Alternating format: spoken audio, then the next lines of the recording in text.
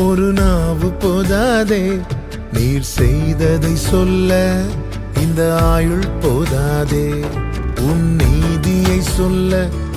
ஒரு நாவு போதாதே நீர் செய்ததை சொல்ல, இந்த ஆயுள் போதாதே. இன்று என்னை காண்பதெல்லாம் உம்மால் தானே வந்தது. இயேசு கிறிஸ்துவின் இனிய நாமத்தினாலே உங்களுக்கு என் அன்பின் வாழ்த்துக்கள். கர்த்தர் உங்கள் ஒவ்வொருவரையும் பாதுகாத்து ஆசீர்வதித்து நடத்துவாராக.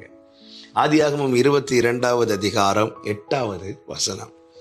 அதற்கு ஆபிரகாம், என் மகனே, தேவன் தமக்கு தகன பலிக்கான ஆட்டுக்குட்டியை பார்த்து கொள்வார் என்றார். கர்த்தருடைய பரிசுத்த நாமத்திற்கு மகிமை உண்டாவதாக. ஈசாக்கை அழைத்து கொண்டு கர்த்தர் குறித்த இடத்தை நோக்கி ஆபிரகாம் புறப்படுகிறார். வேலைக்காரர்களை மலையடிவாரத்தில் நிறுத்திவிட்டு நானும் பிள்ளையாண்டானும் போய் தொழுது கொண்டு வருகிறோம் என்று சொல்லி ஈசாக்கை அழைத்து கொண்டு ஆபிரகாம் புறப்படுகிறார். அப்பொழுது ஈசாக்கு ஆபிரகாமை பார்த்து கேட்கிறார், பலிக்கான விறகு இருக்கிறது, நெருப்பு இருக்கிறது, பலிக்கான ஆட்டுக்குட்டி எங்கே என்று.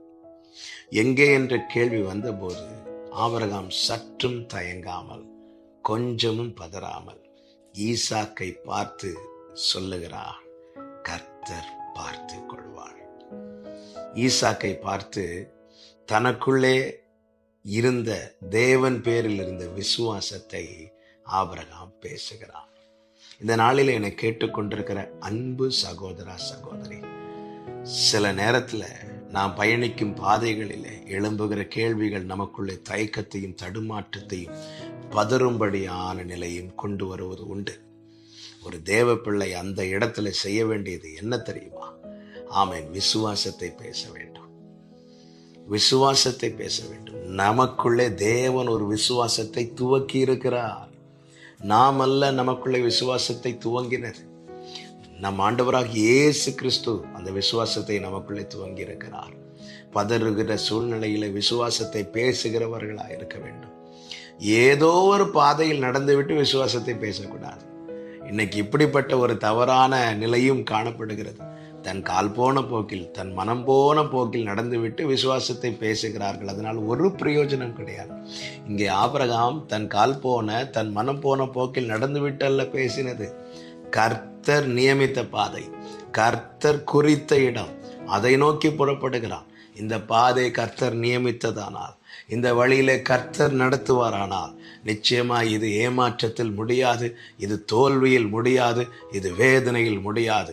இந்த நம்பிக்கை ஆபிரகாமுக்குள்ள இருந்ததுனால தைரியமாய் சொல்லுகிறார். ஆபிரகாமுக்கு தெரியாது அங்கு ஒரு ஆட்டுக்கடா இருப்பது தெரியாது, இந்த சோதனை ஆசீர்வாதமாய் மாறும் என எதுவுமே தெரியாது. ஆனால் ஆண்டவரை தெரியும் ஆபிரகாமுக்கு. என்னை கேட்டுக்கொண்டிருக்கிற அன்பு சகோதர சகோதரி, ஒன்றை நிச்சயப்படுத்திக் கொள்ளுங்கள், கர்த்தர் நியமித்த பாதையில் தான் நான் நடக்கிறேன் என்கிற நிச்சயம் இருக்குமானால் எந்த இக்கட்டான நிலையிலும் விசுவாசத்தை பேசுங்கள். உங்கள் பிள்ளைகளை பார்த்து விசுவாசத்தை பேசுங்கள். பிள்ளைங்க கேட்கலாம், ஒருவேளை அம்மா ஸ்கூல் ஓப்பன் ஆக போகுது, காலேஜ் ஓப்பன் ஆக போகுது, ஃபீஸுக்கு என்னம்மா பண்ண போகிறீங்க, என்னப்பா பண்ண போகிறீங்கன்னு ஒருவேளை பிள்ளைங்க உங்களை பார்த்து கேட்கலாம். தைரியமாக அந்த பிள்ளைகளை பார்த்து கர்த்தர் பேரில் உங்களுக்கு இருக்கிற விசுவாசத்தை சொல்லுங்கள். யெகோவா ஈரே என்று சொல்லுங்கள். கர்த்தர் பார்த்து கொள்வார் என்று சொல்லுங்கள்.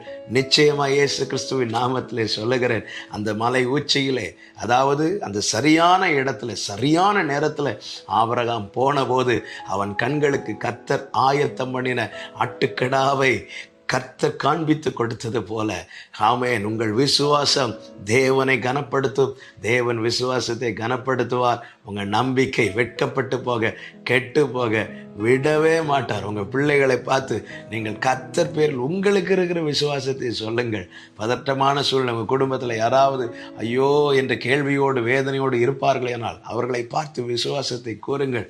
நிச்சயமாய் கர்த்தர் கனப்படுத்தி, எப்படி இந்த ஆபிரகாமுக்கு ஆமென் கர்த்தர் காண்பித்து கொடுத்தாரோ, அப்பொழுது ஈசாக்கு எப்படி இருந்திருக்கும்? எங்கள் அப்பா ஆண்டவர் பேரில் வைத்திருக்கிற விசுவாசம் அப்படியே நடந்ததல்லவா? ஆமாம், அந்த விசுவாசம் அப்படியே தலைமுறைக்கு ஊட்டப்படுகிறது. அப்படியே தலைமுறைக்கு விசுவாசத்தை ஊட்டுகிறவர்களாய் காணப்பட கர்த்தர் கிருபை செய்வாராக.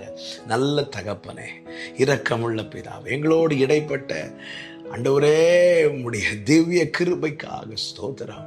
வார்த்தை பேசும்போதே, இந்த வார்த்தையை கேட்டுக்கொண்டிருக்கும் போதே அநேகருக்குள்ளே தொய்ந்து மங்கி இருக்கிற நிலையை, விசுவாச நிலையை கர்த்தர் தட்டி எழுப்புகிறதை உணர்கிறேன். ஆண்டவரே உமக்கு நன்றி செலுத்துகிறோம், மகிமைப்படுத்துகிறோம். கர்த்தாவே, நீர் எங்களுக்குள்ளே துவங்கின விசுவாசம், அதை நாங்கள் ஆண்டவரை நினைத்து, ஆண்டவரே அதை நாங்கள் அறிக்கை செய்கிறவர்களாய், அதை பேசுகிறவர்களாய் கர்த்தர் எங்களை உருவாக்கி சுதந்தரிக்க பண்ணுவீராக. இயேசுவின் நாமத்தில் பிதாவே, ஆமென்.